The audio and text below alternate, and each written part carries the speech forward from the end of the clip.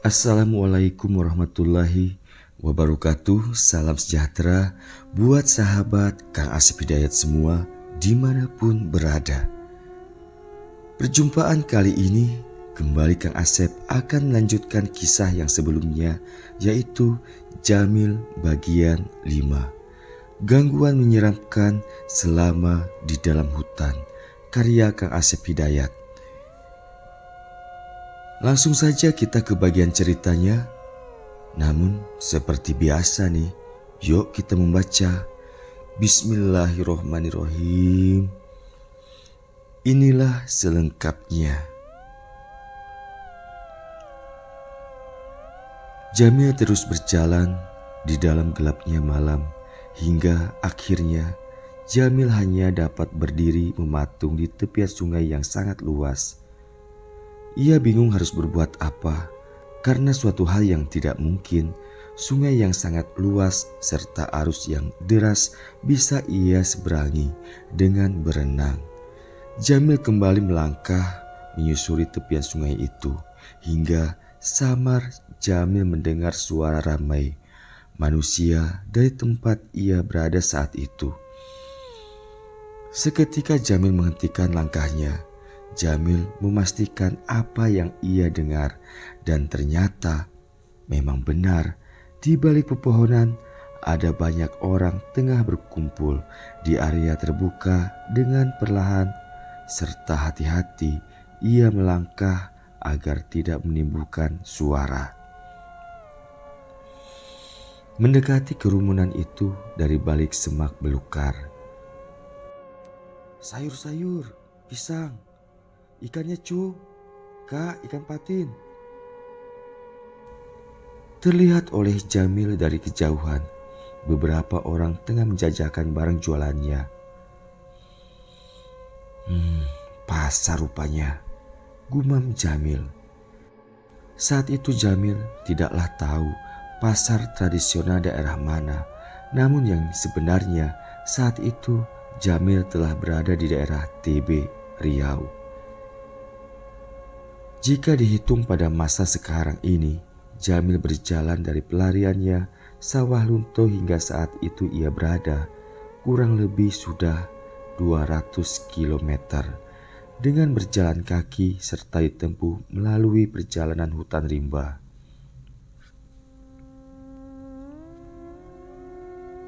Jamil kembali melanjutkan perjalanan. Kali ini ia hanya menyusuri tepian sungai dengan arah menyongsong arus sungai. Tanpa terasa hari mulai senja. Jamil memilih untuk beristirahat dan bermalam di hutan yang berada di tepian sungai. Walau hutan, tapi tidaklah hutan belantara, bahkan bisa dikatakan kebun masyarakat yang tidak terurus. Pasalnya ada beberapa pohon yang memang biasa tumbuh karena ditanam, seperti pohon mangga dan durian, bahkan ada pohon pisang. Sebelum hari mulai gelap, Jamil memutari area itu. Barangkali ada yang bisa ia makan untuk sekedar mengisi perut saja. Jamil mencoba melihat-lihat rumput pisang yang sudah dijalari rumput liar. Jamil melihat pohon pisang yang berbuah dan ada beberapa buahnya yang berwarna kuning. Tandanya buah itu sudah masak. Namun pohon pisang itu lumayan tinggi karena pohon jenis itu memiliki batang yang lumayan tinggi. Biasa jika di daerah Riau dinamakan jenis pisang itu pisang kepok. Jamil mencari akal bagaimana caranya agar bisa memetik buah pisang yang telah matang. Ia memutari rumpun pisang itu, dan ketika ia di balik rumpun pisang itu, Jamil sedikit terkejut. Jamil melihat sebuah rumah kecil, atau lebih tepatnya sebuah gubuk yang terbuat dari kayu dan beratapkan daun rumbia dengan ukuran kira-kira 3 kali 4 meter. Pintu dan jendelanya tertutup rapat. Gubuk itu sepertinya tidak terawat lagi. Terlihat dari rumput liar telah menjalari bangunan itu. Perlahan Jamil melangkah dengan sangat hati-hati mendekati pintunya. Lalu ia dorong, ternyata pintu rumah itu tidak terkunci. Jamil mengintip dari balik pintu yang ia buka sedikit. Gelap. Ya, mungkin karena hari mulai senja. Setelah yakin rumah itu kosong, Jamil memberanikan diri masuk ke dalamnya dengan membuka lebar pintunya agar sedikit cahaya masuk ke dalam. Jamil menyapukan pandangan matanya ke setiap sudut rumah itu. Rumah itu walau kecil memiliki kamar dan sisanya digunakan sebagai ruang keluarga plus dapur karena Jamil melihat ada beberapa perabotan dan terdapat tungku untuk memasak.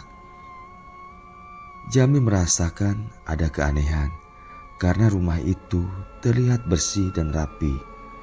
Tidak seperti yang terlihat dari luar yang begitu tidak terawat. Bahkan Jamil melihat ada pematik api dan pelita yang terletak di meja kecil. Dengan tangan sedikit gemetaran, Jamil meraih pematik api itu dan coba menghidupkannya. Dan ternyata masih dapat berfungsi dengan baik hingga menghasilkan api kecil dari pematik itu. Kemudian ia hidupkan pelita. Seketika ruang itu menjadi sedikit terang. Dengan pelita di tangan, Jamil memeriksa ke bagian kamar rumah atau gubuk itu.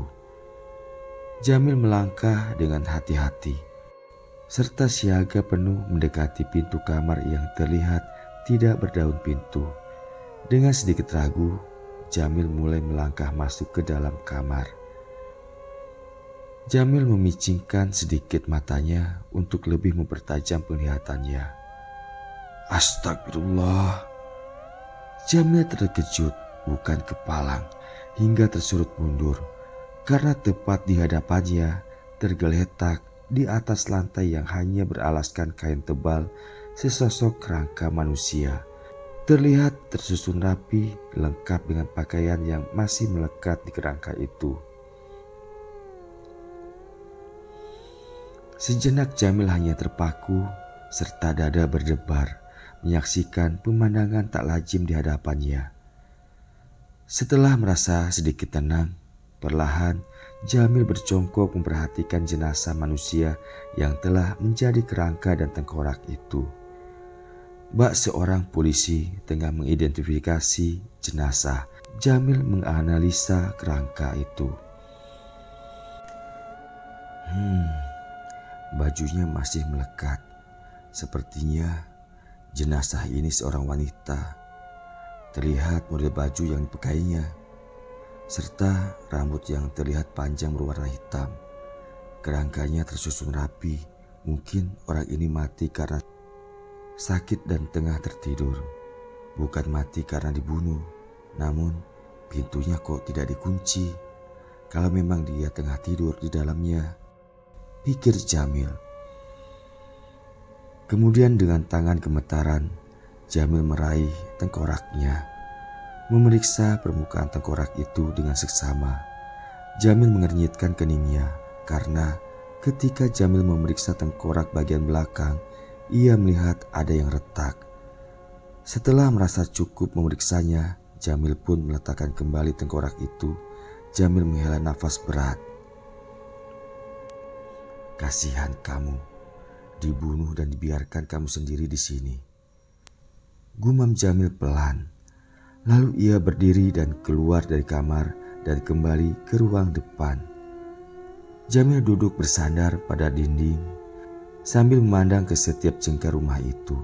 Walau rumah kecil namun cukup lengkap perabotannya, terutama alat pertanian seperti golok, cangkul, pisau hingga ke kapak kecil pun ada.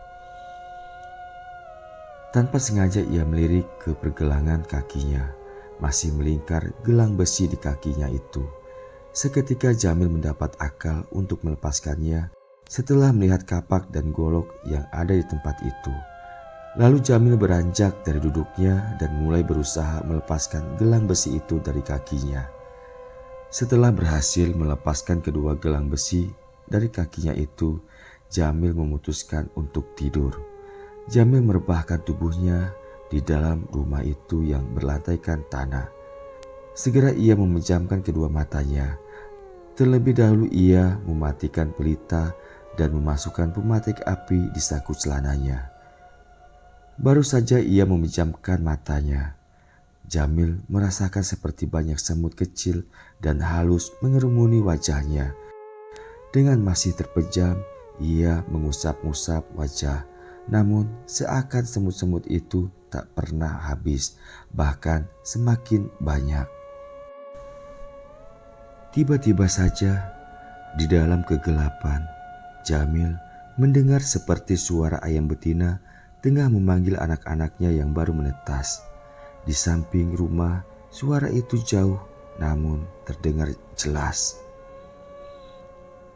Kok bisa ya ada ayam malam buta begini keluar? Pikir Jamil. Mungkin karena terlalu lelah, Jamil memilih untuk tidur saja dan tidak memperdulikan dengan suara itu. Jamil kembali memejamkan mata, namun baru saja matanya terpejam, kembali mendengar suara di samping rumah. Namun kali ini bukan suara ayam, melainkan suara cakaran-cakaran kuku tajam. Cakaran-cakaran dengan kuku tajam di dinding sebelah luar rumah itu. Jamil kembali membuka mata dan bangkit dari baringnya. Jamil duduk di ruang itu.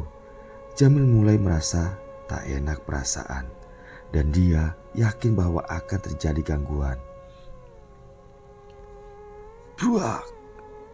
Jamil menggebrak dinding papan dari dalam, membalas suara garukan kuku tajam yang dari luar. Tiba-tiba saja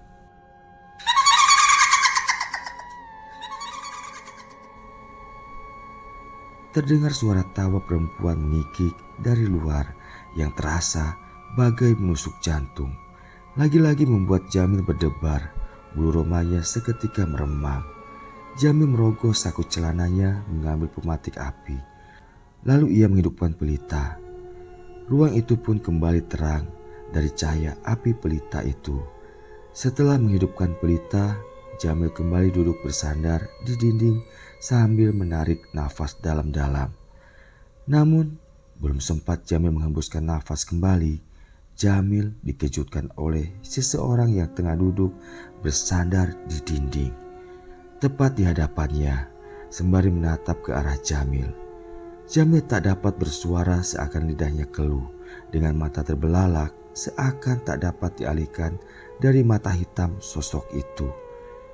Di hadapan Jamil saat itu tengah duduk seorang perempuan dengan rambut panjang acak-acakan. Mukanya hitam tapi sok cantik. Suaranya tak merdu tapi sok periang dan ramah. Karena dari mulutnya tak henti mengeluarkan suara tawa. Ya, dialah kuntilanak yang tengah berhadapan dengan Jamil. Sebenarnya Jamil bukanlah seorang yang penakut dengan hal seperti itu. Namun tetap saja sebagai manusia biasa ada kalanya rasa takut tiba-tiba datang. Karena hal seperti itu kedatangannya selalu tiba-tiba. Dengan perlahan Jamil mulai dapat menguasai diri. Ia tak mau kalah dengan makhluk sebangsa jin jahat yang selalu mengganggunya. Jika kau masih berada di hadapanku dan mengganggu aku, jangan menyesal. Aku hancurkan atau aku jadikan budak. Ujar Jamil dengan nada ancaman kepada makhluk yang ada di hadapannya saat itu. Nyi Kunti tak menjawab, mulutnya menyeringai, lalu sekejap mata makhluk itu menghilang dari hadapan Jamil. Meninggalkan suara cekikikan di luar. Kuntilanak mengelilingi gubuk itu.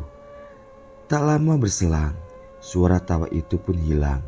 Hening, tak terdengar suara tawa yang membuat bergidik ngeri. Akhirnya malam itu Jamil dapat tidur dengan tenang dan lelap. Singkat cerita, sebelum sang mentari pagi menyingsing, Jamil sudah terbangun dari tidurnya. Lalu ia meraih cangkul yang ada di rumah itu dan melangkah keluar. Di samping rumah itulah Jamil menggali tanah dan menguburkan jenazah yang tinggal terkerangka. Setelah memakamkan kerangka itu selesai, Jamil meneruskan perjalanan. Yang terlebih dahulu ia mengambil buah pisang untuk mengisi perutnya, karena kemarin petang tak sempat ia mengambil.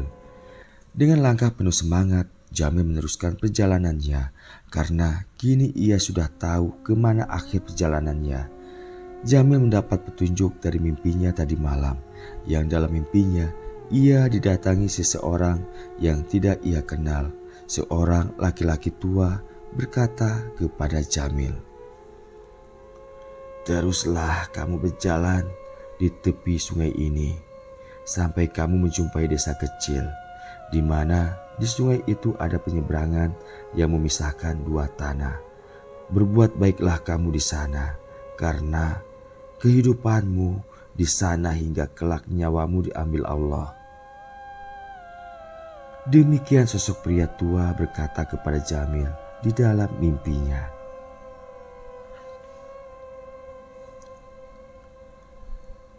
Jamil terus berjalan. Sesekali ia turun ke tepi sungai hanya untuk minum, lalu ia pun kembali melanjutkan perjalanannya. Sebelum matahari terbenam dan kembali ke peraduannya, dari kejauhan di mana ia berdiri saat itu, melihat ada beberapa rumah kayu di pinggiran sungai, dan tanpa ia sadari saat itu pula ia tengah berdiri di jalan setapak yang tentunya itu jalan atau pelintasan manusia. "Kamu dari mana dan mau kemana, nak?" Jamil dikejutkan oleh suara seseorang yang menyapanya dari belakang. Dengan was-was, Jamil perlahan membalikkan badannya, dan saat itu tengah berdiri seorang pria parubaya, tengah memikul karung berisikan rumput. Mungkin pria itu pulang merumput buat pakan ternak. Pria itu memperhatikan Jamil dari ujung rambut hingga ke kaki. Kemudian pria itu mengulangi pertanyaannya dengan senyum dan ramah. "Kamu dari mana dan mau kemana, nak? Karena saya sebelumnya tidak pernah melihat kamu di kampung ini." Demikian ucap pria itu. Saya tidak tahu dari mana, Pak. Cuma saya sedang mencari kampung kecil, ada penyeberangan dan memisahkan dua tanah." Jawab Jamil mengatakan tidak tahu dari mana, namun ia menyampaikan tujuannya. Mendengar jawaban dari Jamil, pria itu mengerutkan kening. Lalu ia menurunkan karung dari pundaknya. Sejenak ia hanya diam, namun tatapannya tak teralihkan dari wajah Jamil yang lusuh itu. "Lalu kenapa kamu mencari kampung itu?" tanya bapak itu kembali. Mendapat pertanyaan tentulah sedikit bingung, namun ia menjawab dengan jujur. "Sebenarnya saya mendapatkan petunjuk dari mimpi saya, Pak. Saya dari Jawa merantau kemari menggunakan perahu. Namun tiba-tiba perahu kami karam dan yang tersisa hanya saya, Pak." Jawab Jamil ke pria itu berbohong. Tentunya Jamil punya alasan kenapa ia harus berbohong. Namun sepertinya bapak itu percaya. Apalagi saat itu logat bicara Jamil sengaja ditunjukkan dengan logat Jawa. "Ya Allah, kasihan. Namamu siapa, nak?" "Oh ya, perkenalkan, nama saya Rijal. Biasa orang kampung sini memanggil saya dengan Pak Rijal atau Pak Ijal," ujar bapak itu memperkenalkan diri yang ternyata bernama Rijal atau Pak Ijal, sambil menyodorkan telapak tangannya ke Jamil. Dengan gugup Jamil menerima salam Pak Ijal. "Nama saya Jamal, Pak Rijal." Jamil menjabat tangan Pak Ijal dan menyebutkan namanya Jamal. Kembali Jamil berbohong. "Jadi Nak Jamal korban perahu karam ya, nak?" "Oh ya, kampung yang Nak Jamal cari, inilah kampungnya. Sekarang begini saja, nak. Berhubung harilah senja, mari ikut bapak pulang ke rumah. Nanti kita ngobrol di rumah aja ya, ajak Pak Ijal ke Jamil. Singkat cerita, akhirnya Jamil ikut bersama Pak Ijal ke rumahnya. Setibanya di rumah Pak Ijal, tentulah keluarga Pak Ijal terkejut karena pulang bersama orang lain dengan penampilan yang sangat kacau. Rambut gondrong, kumis dan jenggot tak karuan, pakaian yang cumpang-camping. Maklumlah, berbulan-bulan berjalan kaki di hutan serta pegunungan. Mandilah dulu nak, ini handuknya dan ini baju dan celana bapak, pakailah. Pak Ijal menyuruh Jamil mandi dan memberikan satu pasang pakaian ke Jamil. Iya pak, makasih banyak pak. Maaf jadi merepotkan, ucap Jamil dan menerima pakaian dari tangan Pak Ijal. Lalu dengan diantar anak keduanya Pak Ijal yang bernama Suman, Jamil diantar ke sungai untuk mandi. Karena pada masa itu warga kampung semua mandi di sungai. Tidak seperti saat ini setiap rumah memiliki kamar mandi dan toilet. Setelah membersihkan diri, Jamil kembali ke rumah Pak Ijal. Di rumah Pak Ijal terlihat istri Pak Ijal tengah menyiapkan untuk makan bersama. Ida, copeng ini, ambil ke pinggannya, bawa ke mai. Istri Pak Ijal memanggil anaknya yang bernama Ida atau Parida. Jamil yang saat itu tengah duduk di ruang keluarga bersama Pak Ijal hanya banyak diam, menunggu semua makanan terhidang. Iko mah pinggannya. Parida datang dari dapur dengan membawa 4 piring dan menyerahkan ke ibunya. Lalu Parida kembali masuk ke dalam. Seketika jantung Jamil berdebar. Kedua matanya terpana melihat anak Pak Ijal yang bernama Parida. Bagaimana cerita selanjutnya? Apakah Jamil masih akan terus melanjutkan perjalanan atau memutuskan untuk hidup di daerah itu? Ikuti kisah selanjutnya di Jamil bagian 6. Kang Asep aturkan banyak terima kasih dan dukung terus channel Kang Asep Hidayat Official agar terus berkembang.